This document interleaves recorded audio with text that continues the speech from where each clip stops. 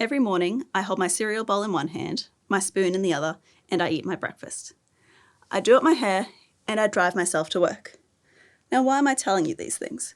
Well, these everyday two-handed tasks can be near impossible after a stroke.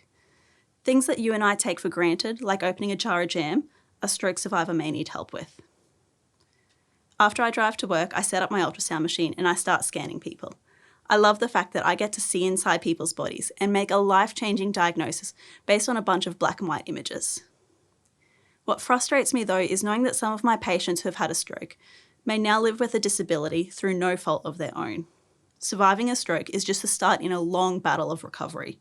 Survivors can experience an increase in the stiffness of their muscles, as if they're constantly tensing up, and this can lead to irreversible problems like locking the muscle in one fixed position, unable to be moved freely like before. I imagine them laying in their hospital bed, coming to terms with the fact that their arm or leg isn't moving, and asking their doctor, when's it going to get better? Their doctor's response is along the lines of, we don't know if it will. You see, there is no test that shows who is or who isn't going to develop lasting muscle stiffness problems. Now, surely there's an imaging test that shows this change in muscle stiffness. There isn't. At least not yet. There is an advanced type of ultrasound technology that can measure the change in stiffness. It's called shear wave elastography, and while the name may be complicated, the logic behind it is not.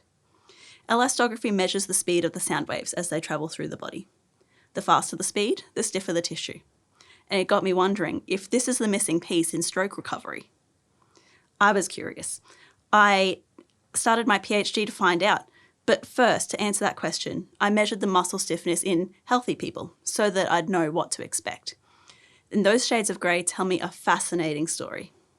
Now, in a world first, I'm using elastography in stroke survivors in the first few days after their stroke to see who is and who isn't developing that increase in stiffness and catch the changes early. In the hands of therapists, this information would be incredible. They could move from providing general therapy based on educated guesses to an individualised program designed specifically for the person. This would result in better treatment and less disability. We could be one ultrasound scan away from getting nanas back to everyday tasks like opening up their jam for breakfast. Thank you.